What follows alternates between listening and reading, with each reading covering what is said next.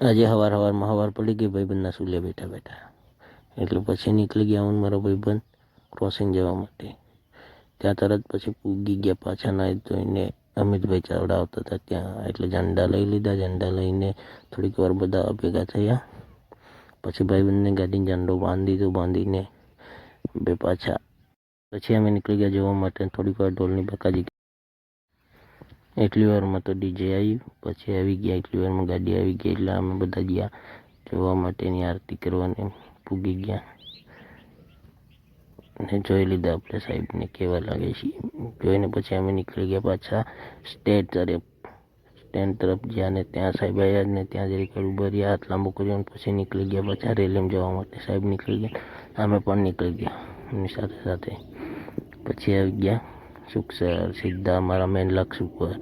ને આજને ભાઈબંધની પકોડી ખાઈને અમે પકોડી ખાઈ લીધી ને તો